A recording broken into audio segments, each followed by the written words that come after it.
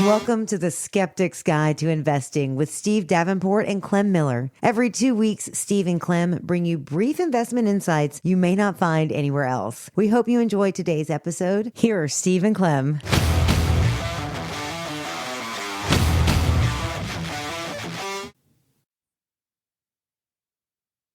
Hello, everyone, and welcome to Skeptic's Guide to Investing. Today, Clem Miller and I will be discussing the just unprecedented events of the last 2 weeks. I think we've talked a little bit about how unusual this time can be around elections, but I don't think anybody has expected the deluge of daily information and ideas going on as the change keeps on happening.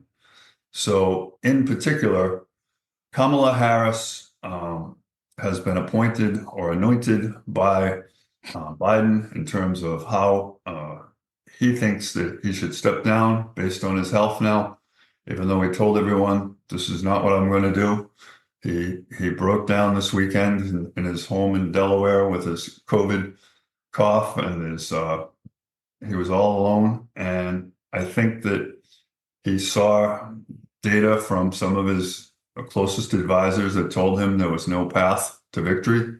And he did the thing for his party that I think a lot of people have been asking. And I think it will ultimately probably be a benefit to his ultimate destiny and how he is viewed by history. But I think today, Clem and I want to talk about, where do we go from here? How does the election and what happened change, stay the same, or get worse? Are we going to have more disruptions and more uncertainty? There's certainly going to be lawyers filing motions all over the country. And I think we've got to expect that some of them may find a pleasant court that'll agree with what they have to say. So my question for you, Clem, is what about Kamala Harris? Is she ready to be the president? And if so, how is she going to affect investors? Well, thanks, Steve. I appreciate that. And I think that, just sort of backing up a little bit, I'll come back to your question about whether Kamala is ready or not. I think that Trump, in our last conversation, I had suggested that Trump may have peaked at the time of the Republican convention. And that's something I continue to believe, that I don't think there's an additional peak for Trump ahead in the future. I think Trump, probably did peak with the Republican convention. And of course, after the assassination attempt. So that opened up an opportunity after the convention for Biden to change the entire nature of the race, which with his decision to withdraw from running has now done. And what was surprising to me was the speed with which the Democrats came together to support Kamala. Very fast. Yeah, is it frighteningly fast? I have a question here about, how do you make that decision in such a way as it really does consider all of the available angles? Because it felt like they coalesced in almost they just made the decision and went with it. And I think it leaves a lot of questions about those 14 million people who voted for Biden in the primaries, and whether the delegates necessarily would feel the obligation if he tells them that he supports her. Do they always or need to follow that recommendation, or is it still up to the individual elector? Well, there's legally, and then there's reality, right? Which often diverge. My understanding on the legal front is that the delegates can now vote for whomever they want to vote. There's no ownership by a candidate, continuing ownership once a candidate withdraws. They're basically now released to vote for whomever, right? But Yeah, I think so. I mean, I think they have to vote in the first ballot for who is, if he's still on the ticket. But after the first ballot, I think they become open. Yeah. So I think Well, yeah, and then you've got changes that, because once he steps out of the race, then he's not on the ballot, so therefore their first ballot becomes open. But practically all that is sort of legal, right? Practically speaking, you've got a situation now where a large majority of the delegates have already indicated of the delegations, and the delegates within them have indicated that they're going to support Kamala Harris. Right. So they've already made that transition. They're already acting as a political herd, following the directions of Biden and other party leaders. And doesn't really matter what the particular rules might imply. These are the political parties are political parties. They can change rules if they need to. They haven't had to change rules in this case. The parties. I think it ends up being a much better solution, because I think going to the convention and waiting, and trying to figure out a multiple candidate situation. Yeah, and also they even before Biden resigned, they had to do it before the convention, because you had this issue with Ohio, where the Ohio Republicans were refusing to allow Biden to be on the ballot, because the convention came after their filing deadline. So they were going to have to do some kind of online delegate polling ahead of the convention anyway. And they're still going to do that. And my understanding is that this afternoon, the Democratic National Committee is going to sit down and write out the exact procedures which would allow them to do that, so that they can meet that Ohio deadline. Okay. We may have started diving deep a little early here. Let's take a step back and look at Kamala Harris. Yeah. As a woman of color, she represents a lot of good things to the diversity, equity, and inclusion efforts. I think that when we look at her, first we look at, she's a lawyer. She's a lawyer, and she's been an attorney general in California. She has worked hard on the cause of the average man, and I think she has done a lot of things to try to stand out in her brief time in the Senate. I think one of the things that I remember about the Senate was that when Obama joined the Senate, he was there a short time, and he asked one of the veterans of the Senate whether he should think about running for president. And I think it was Danforth, but it could have been another senator. But the senator told him, run before you have too many votes, because the sooner you start voting, and the sooner you start establishing yourself, then you establish a record that people can attack. Whereas when you're early in your career and you don't have many votes tied to your name, it's a good time for you to go national and be recognized for your abilities instead of your votes in Congress. And I thought that was a very interesting approach, because I thought you had to have relations and connections and all of these things in order to step up and be recognized for president. And I look at Kamala, and I see the same thing. I mean, she really wasn't in the Senate very long before she put her hat in the ring. I think she went into the Senate in 2018, and 2019 she was running for president. So when you think about how we elect leaders and how the process works, it sometimes can feel a little bit like the sausage factory. Yeah. And when you look at her, she she dropped out of the race before the Iowa caucuses.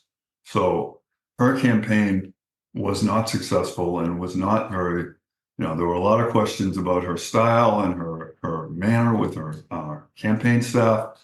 And it just didn't seem like it was meant to be. I think on paper, when you come from California, you bring with you, obviously all those electoral votes, because it's likely that if you're a Democrat and you come from California, you're gonna bring all of California with you. So it's a great start. But what I think is interesting is how unusual her life story is, her parents and their experience, and how she's been so successful. Also, the first husband is an interesting person, and he brings a different situation to the White House. So I think that her candidacy really represents a lot of what's great about America. And she is, in my mind, somebody who has a great opportunity in front of her. Some people might say she doesn't have enough time, she doesn't have enough experience, she doesn't have enough, how is she going to get her staff up? How is she going to get everything together? And I think it's going to be a very interesting 3 or 4 months. The first thing I guess I'd say is it was a quick decision.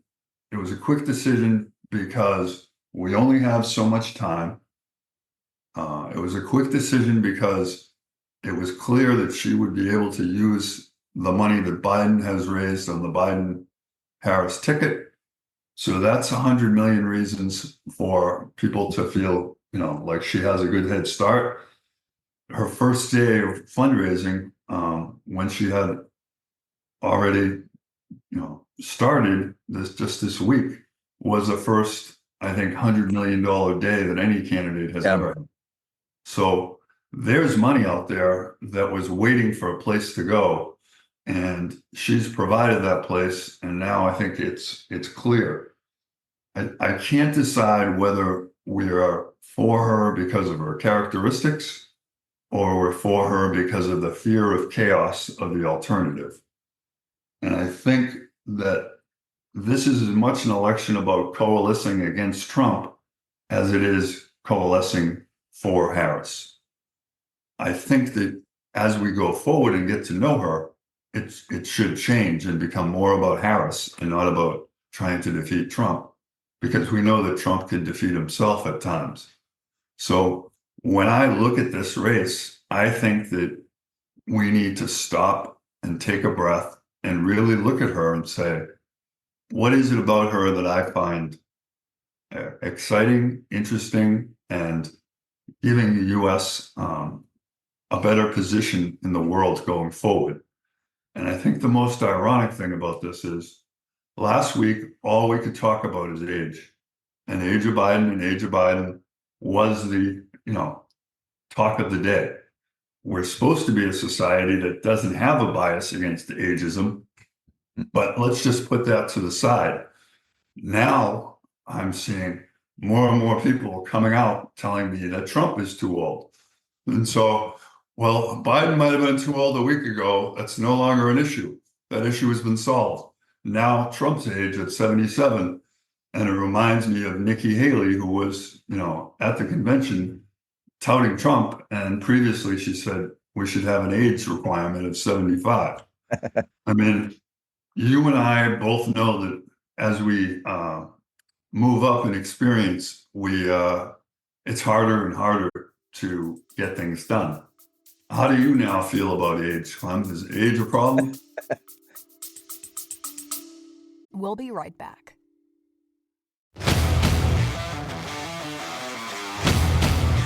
We hope you're enjoying our episodes. If you are, then we'd greatly appreciate your liking, following, and sharing. Help us help others. Now let's get back to the discussion.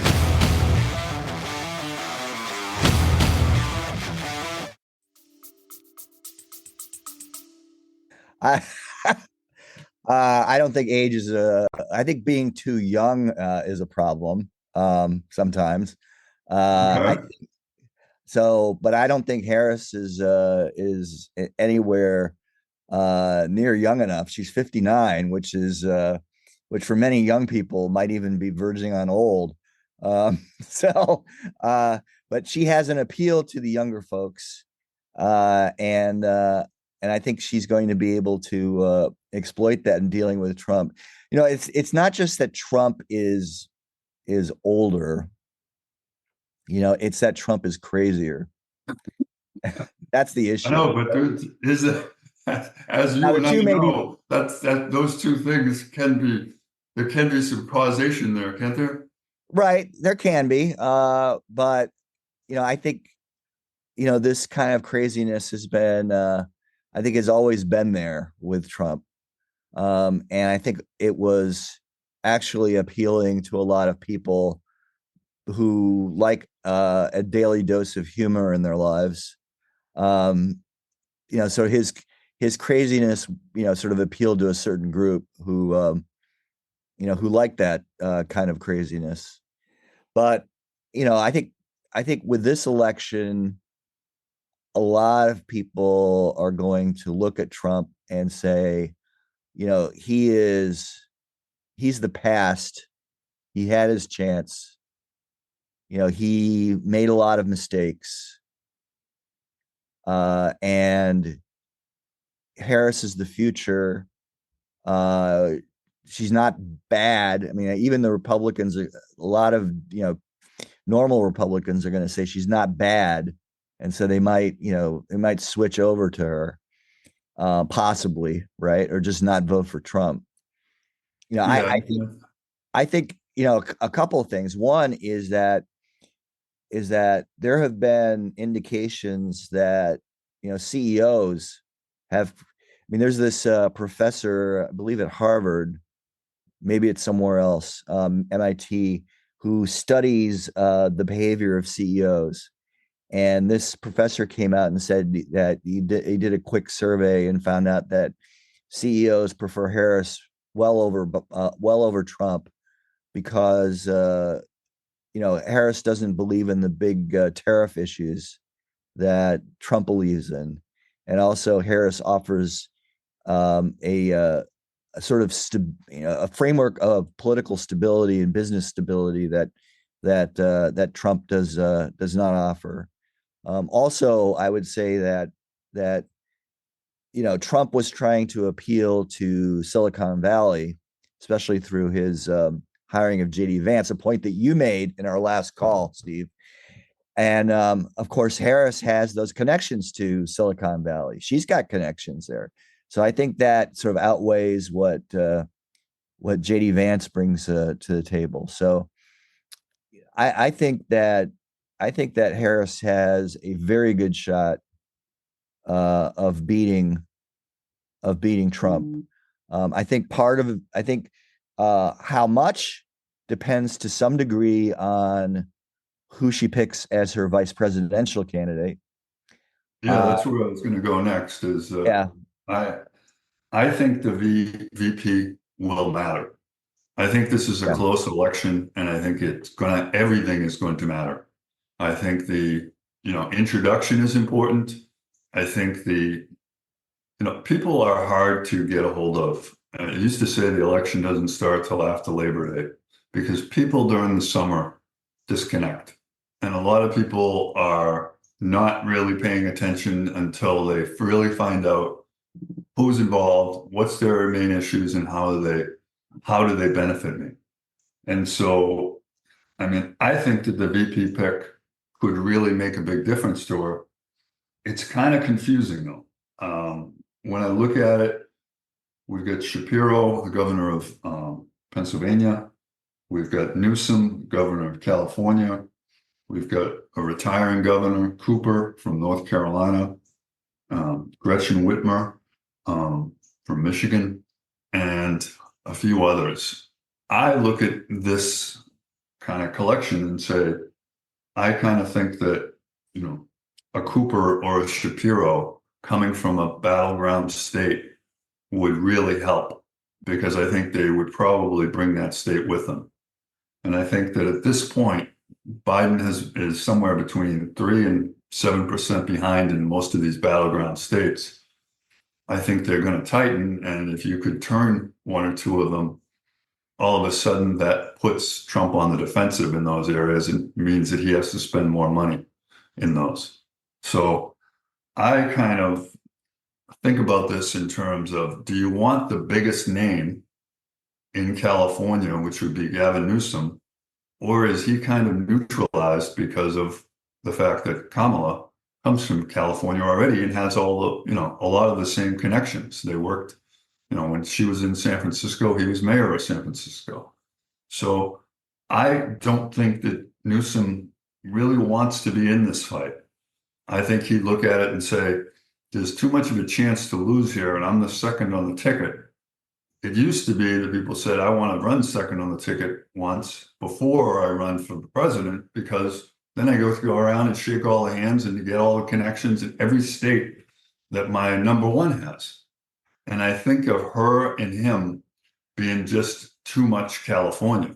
So and I don't know whether being someone who's that recognized hurts, but ultimately I think it would look a little bit awkward, because I think people would be wondering if he's taking over or dominating the ticket. So Steve, I'm not sure that Newsom is constitutionally possible because they're both from the same state.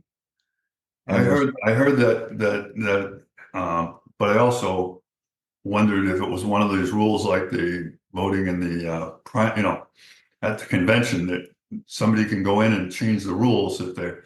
Nah, this is the Constitution. You can't, right? So, Okay. I didn't know it was a state constitution. That was my question. No, U.S. Constitution. All right.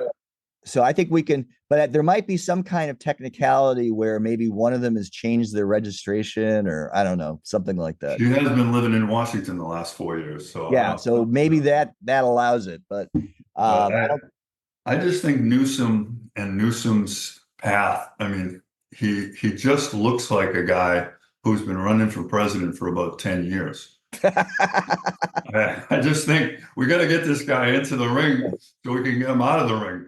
Yeah. I want to see him on the stage, and I want to see him, but I don't really know if this is his time. Right. I think Shapiro and Cooper are kind of my two best estimates as to who would be a good VP choice for her. I think they're both experienced. I think they're both, more moderate, and I think they come from battleground states where it's not that clear that you can be completely, you have to get Republican votes in order to win in that state. So therefore, they both had to work in states that were pretty conservative. And Cooper especially has done a good job reaching across the aisle. So if I was to pick one, I'd have to pick Cooper. I think about the VP choices, and do they really matter? Yeah, they definitely matter, no question about it. I think that there's three possibilities. The two you mentioned, who both would be good because they're both governors, and so that brings some executive experience to the table, as well as having to reach across the aisle as a governor. I think Shapiro, because Pennsylvania is so important to securing enough electoral votes. On the other hand, Cooper's good because maybe it puts North Carolina back in play. But there's a third option. I think that North Carolina now is showing about a 7-point Trump advantage versus Pennsylvania, I think, is 2 or 3. Yeah. So if you were a betting person, you would. And then the third option I would throw out on the table, though not a governor, is Mark Kelly out in Arizona. I've heard the Kelly argument, and I hate to say this, but I like hair. Somebody who has no hair, I have trouble with that whole concept. So you like beards, like because Trump, I understand, doesn't like JD Vance's beard. I imagine he would have some kind of basis on his. I just think it comes down to a lawyer who is younger and who has more vibrancy and more energy versus a TV personality / businessman who has more personality than we want to deal with, and not necessarily, the nagging thought I have, Clem, is still about how quickly her campaign went down in 2020. And I understand why Democrats might be nervous about her on the ticket as the main person, because it's just, it's been a while since she's won an election. So I think that in some parts of this country, she will be hailed and she will be wanted and she will be supported. I just remember that it's the Electoral College, stupid. Yeah. It's not the number of votes. And I think that when I see people talk about strength in California, California has its votes, but guess what? So does South Dakota, North Dakota, And any Democrat, could walk out of bed and get California's votes because California is Democratic. And that's why I kind of think that, the Gavin Newsom thing doesn't make sense. But I still see educated writers in magazines that are and papers that are well known still saying, "What about Gavin Newsom?" And I'm tired of hearing about Gavin Newsom, but I got to I've got to bring him up because I'd be incomplete if I didn't. But I agree, Mark Kelly has some interesting. I do like your other point though about the having managerial experience and having a budget and having an ability. I think it also helps to have somebody who's from outside Washington. Yeah. I think outsiders bring a new perspective to Washington, and I think that can be very helpful, especially if, what is going to happen with Trump? Trump has managed to not really anger too many people and gain a lot of support from his convention and from the assassination attempt. Is he going to continue to be more genteel and less offensive as we go through the season? I think he's going to become very energized. I think the debate in September, my question is, if it benefits Kamala, would you recommend that they do more debates? Because I think one debate between the two candidates, especially not having seen her before, isn't really fair, and they should at least have one more debate. Because if they schedule two for the presidency and the person drops out, they need to still have two. What do you think about debates? Yeah, I agree with you. If the original plan was to have debates between two debates, then it makes sense to have two debates between Harris and Trump. I agree with that. What do you think about? But if you do that, then it opens up the entire negotiation, and we'll see where that negotiation lands. Yeah. Where do you think the issues will be that we focus on for both Kamala and, I think inflation and the economy are number one in terms of issues. I think that the Republicans would like to say immigration is the number one issue, but I'm not sure it is for most of America. I think it is for people in California and people in Arizona and people in Texas, but I'm not sure it is the national issue. I think inflation still is a national issue. And then I think the last question is about militarily, where are we deployed and how does Kamala address some of those Biden issues or Biden decisions? Is she going to be with him? Or I guess I have a question about how does Joe influence the election? You got a lot of questions here, Steve. You got a lot of questions. Has his capital been deferred or diminished in people so that he stays more on the sidelines, or does he represent, that union connection that is necessary for most Democratic candidates to succeed? Okay. So a lot of questions there, Steve. So let me run through them pretty quickly. First of all, I think the biggest set of issues, and they're connected in this election, is going to be around social issues that have a Supreme Court content to them. So not just abortion and Roe v. Wade, but also the move in the Supreme Court towards sort of raising the prospect that an increasing number of prior cases are going to be overturned, that might take away, further rights from people. And so I think that's going to be the number one set of issues. Number two set of issues are going to be around the economy, and there they're going to have to, each side is going to have to make their points, but I think people are going to get lost in the numbers when it comes to that issue. I agree with you that immigration in most of this country is not considered, a real issue, right? It's not as significant an issue as you might be seeing, as one might be seeing through the various kinds of misinformation and disinformation that are out there.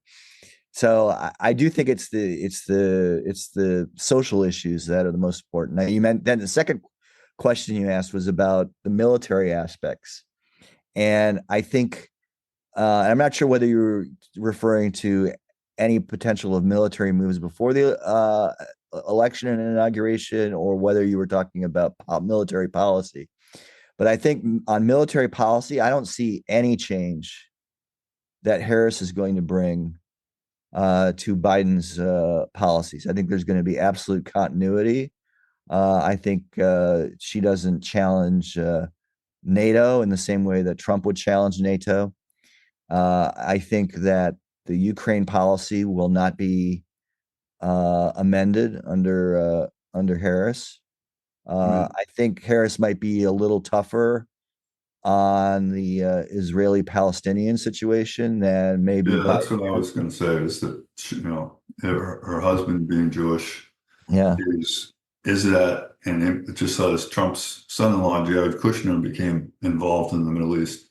How does that impact? I've got to think that Netanyahu is on a short leash, and I don't know how he's able to continue with, the president saying, he needs to stop, and he keeps going.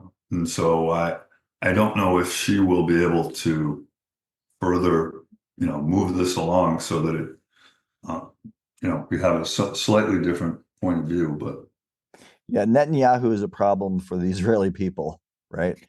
And I think he's a problem for the Palestinians too. Oh well, yeah, of course, but he's a problem.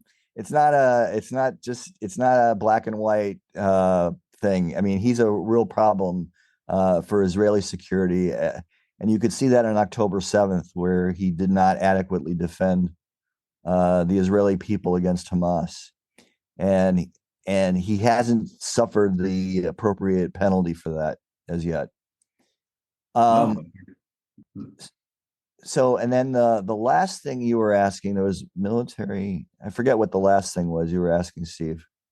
I just wonder how our other foreign leaders are going to view her, and I think Trump. And so I think that I think they would find her to be a better partner. I don't know if that's necessary. I don't know if we know enough about her in these situations to really get a full picture of this.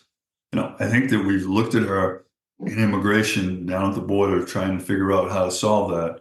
I think she's been deployed in various situations, and I'm not sure I understand how she views the U.S. position in Taiwan. The U.S., I'm sure it's very similar to Biden's, but I'm not positive. My understanding is that she's been on a lot of phone calls with Biden to foreign leaders.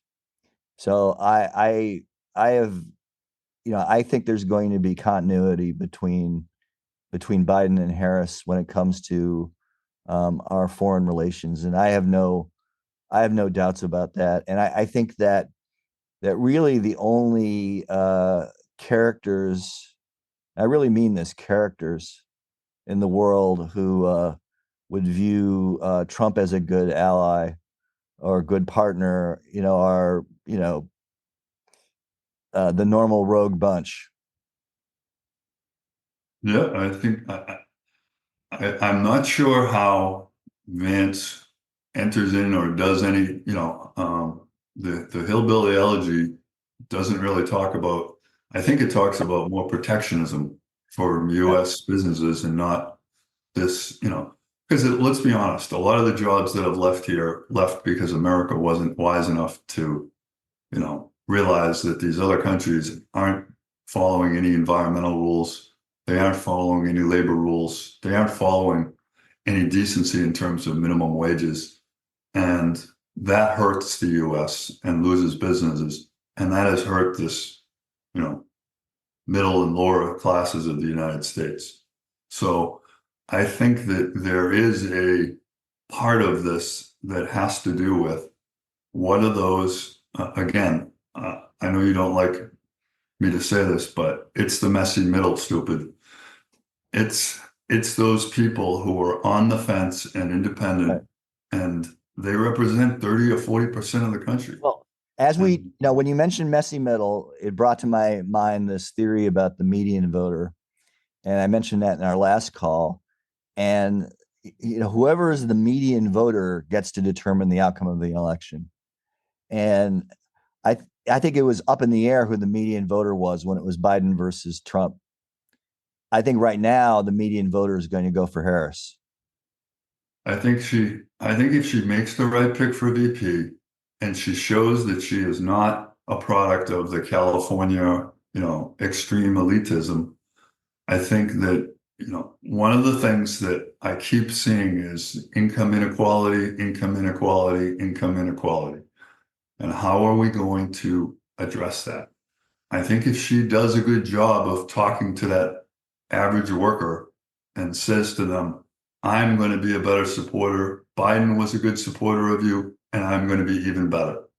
I think that message could have a lot of, strong results for them.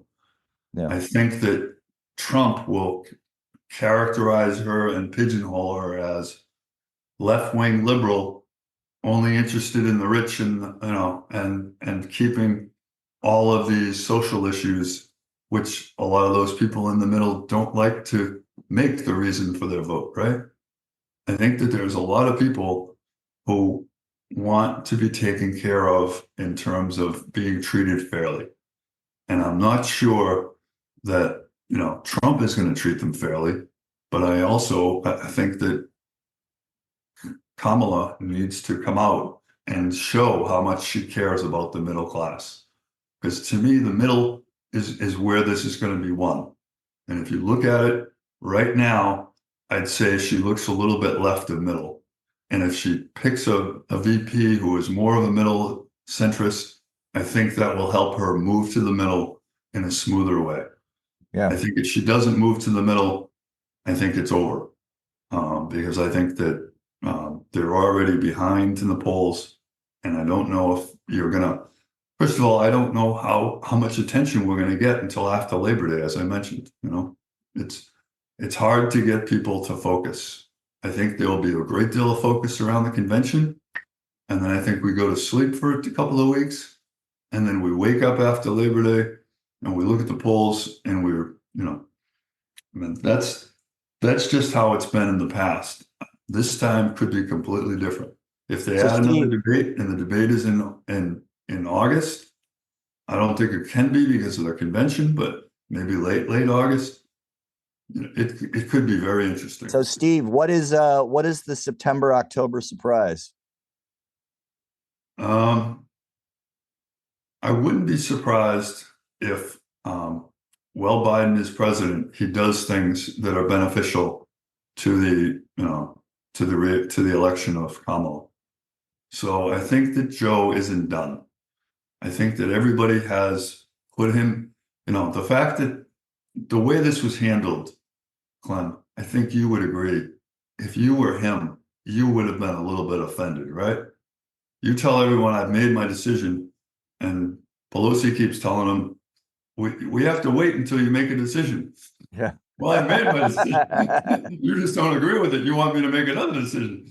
And I think that Schumer and Pelosi and a lot of the big funders said, oh, you made the decision. We don't like that decision. Go back in the room and come back with the decision we want.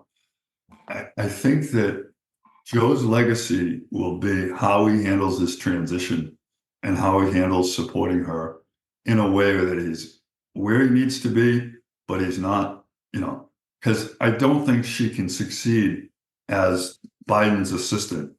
I think she needs to succeed as Harris candidate for president. I don't think it's going to be possible to separate herself somewhat from Biden, but I think she needs to try. Because if she tries and if she delivers, I think it's going to be much harder for Trump. Trump is going to label her as involved in everything Biden has done good, poorly. I mean, the Afghanistan decisions and the other things that have happened. I think it's going to be a very rough and tumble type of campaign. And I think that when I look, Trump with Hillary in the debates was downright offensive. And I look at him and say, has he changed and matured? Or is he going to just go back to the same guy? I would love to see these debates because I think the debates will tell us a lot about what type of, what are they going to talk about? What are they going to characterize each other as? And how is that going to be viewed by the American people? Yep, I agree. I think as for a surprise, I think the surprise I think the most likely September-October surprise is that we're going to see something on the legal front. Now, we're within the 60 days, or we will soon be within the 60 days at that point, where the Justice Department can't bring new prosecutions. But, there's a lot of existing prosecutions. And I've all along said that I think that Trump won't make it to Election Day. Yeah. And I still will hold by that. I think the case in Georgia could create a wrinkle. And when I look at what's happening with Ohio, you look at that and you say, gee, they really need this Ohio. They're not even sure they're going to win Ohio. Yeah. But they really want to be on this Ohio ballot. And I think it's for that very reason that they just don't know. And if something good could happen in Ohio, then I think all of a sudden, I think that Vance has kind of given Ohio to the Republicans because I think that they would vote for their native son than the native senator versus somebody who's unrelated. But I think that it's interesting, the Ohio factor. And I just think there's so many balls that are going to drop in the next 3 or 4 months. I think that the Fed could go with 50 basis point cut instead of 25 in September. I think that the Fed is sensitive to the politics. They're going to do nothing. They said several times they're cutting in September. They're cutting in September. It looks like a cut in September if all the data. They're setting it up like they are. Well, we're apolitical. It doesn't matter what we do. Well, I was on the fence and saying, no way, no cuts. But you said, is there a September surprise? I think that could be. Well, that would be the surprise. That would be a big surprise. And what would it do? The markets would take off. And I think that would cause a lot of the moneyed interest to be okay. And this is where I want to go with the next. What is the benefit of Kamala Harris to the market? Where do you get a premium? If she wins, these stocks will do well. I believe it's solar and EV are going to do well in a Harris presidency. I believe that energy, finance, and health will suffer some in a Harris presidency for the same reasons. Deregulation, more regulation in finance, healthcare, more negotiations for Medicare that are going to be tougher on pharmaceutical companies. and no leases on new land for energy. So I think there's going to be, both financial and healthcare just hit 50, all-time highs. And I think that when we start to think about that, if Harris starts to get momentum, those stocks are going to start to weaken. And I think that as they weaken, there's going to be a fear in the business community that maybe this, this candidate that we find better than Trump is going to have some challenges in terms of how she supports businesses in California and elsewhere. What sectors are you liking if she's elected and disliking as well? Well, I think that energy, I think, would not do well, right? Healthcare, I think it's a mix of do well and not do well, depending on what you're talking about. I think pharma will do well. I don't think the health insurers would do particularly well under Harris. I think the technology sector, communications, I think is likely to do quite well. Relatively, for sure. And I would say absolutely. So you don't see any regulation coming down on the big seven? I didn't say no regulation, but I think that they already expect some regulation in certain areas, and they're getting some out of the EU right now. So I think they'll be able to manage that. But these companies are, they're not. I mean, with some exceptions, they're not terribly expensive at the moment, and they have strong growth prospects. They're highly profitable. I just don't see, today's market notwithstanding, I just don't see too much of a problem for the tech stocks in a Harris presidency. I just don't. Yeah, I'm not sure, how to view it. It's early. And Steve, on finance, from prior podcasts and writings I've done, I just don't think banks are a great investment in general. They don't do well over time. Into utilities. Yeah, they're turned in more and more. It's going to be that you need to operate and offer these things to this part of the community. And we know it, whether it's the red line districts or, there's just more and more desire to create something that's more stable than this boom and bust cycle that banks continue to kind of find themselves in. Right. And a Harris administration, which will strengthen probably the Consumer Finance Protection Board. I mean, it's just going to provide more regulation for finance and for banking that will just keep it as a utility. And I think there'll probably be more regulation of the asset management industry too, which would be kind of interesting.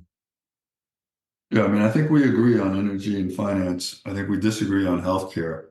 I'm not sure. Why do you think pharmacy is going to do well if they continue to negotiate for Medicare and other things? Don't you think pharmacy stocks are going to still find that to be a little bit of, obtrusive to their trying to operate? Well, okay, so because I think it's a little complicated on pharmaceuticals because you've got kind of two separate areas in pharma, and I think the government recognizes this too. One is the high, those drugs that are in development and are in highly innovative areas.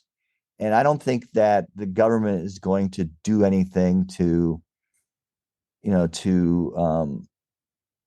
deny pharmaceutical companies the resources to pursue that kind of innovation. I don't see it. I don't think they're going to try to stymie innovation. I just think that the lifeline of a drug is really how profitable they can make it for a period of time. But if they put a Medicare price on it, I think they have to have smart pricing to use a smart bomb expression. Did They you need to just have say smart government pricing. and smart pricing? Well, no, it has to be phased in over time, right? In other words, you make it cheaper. You put caps on in a progressive way that, rather than all of a sudden, right? Because you want to have, earlier on in the life cycle, you want to make sure that the pharmaceutical companies can price according to whatever the market can bear. Okay. So we probably need to wrap this up a little bit. If I have, some ideas that are outside the realm, and I'd like you to think if we could look at this candidacy and say, what thing did we not realize would happen and it could happen in the next 3 or 4 months to change this election? What I would say, and this comes from our friend from the North, Mr. Thorne in Canada, he suggested William Dudley as the VP choice for Kamala.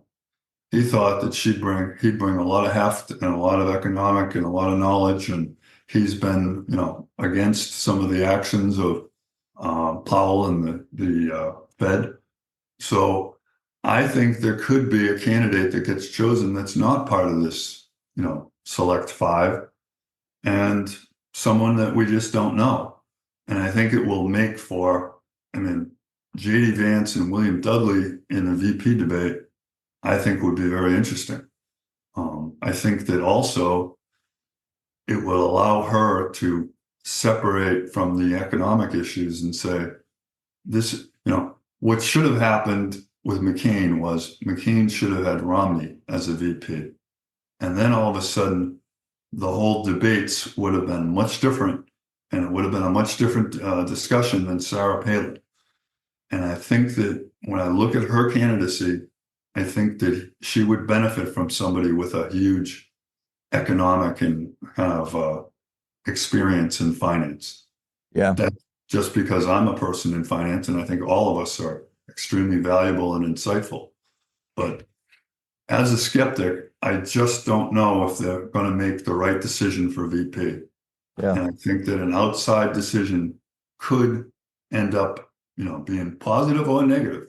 So Steve, let me ask you this. Do you think Trump made the right decision for his VP? I think he made a decision that should have been expected for him. Yeah. I don't think that he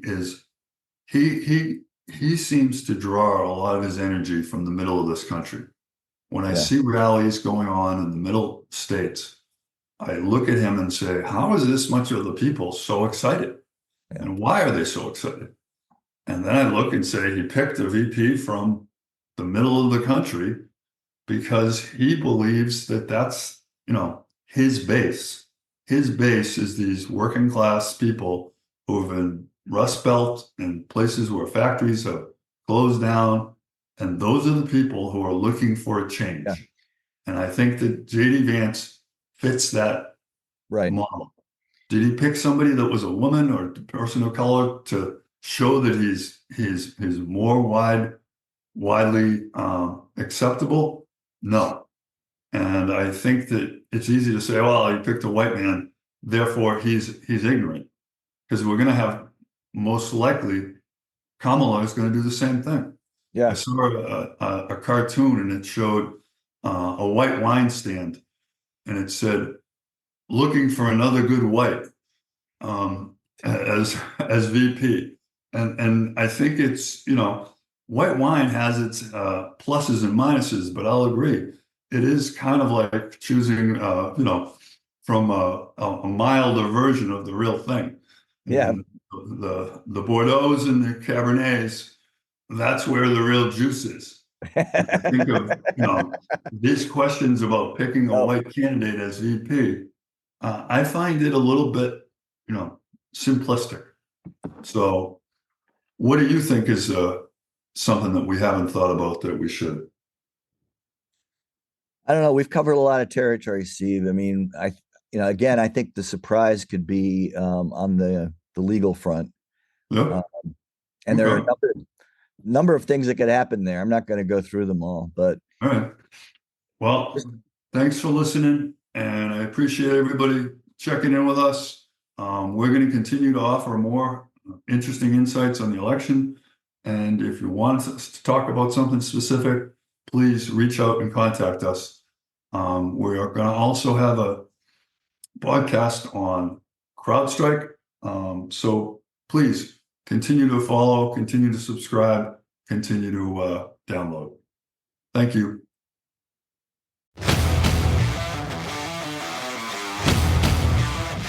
The views shared on this podcast represent the personal investment views of the hosts. They are for educational purposes and not meant to be taken as investment advice. Listeners should consult their own investment, legal, and tax advisors. Past performance of any investments is not a guarantee for future return.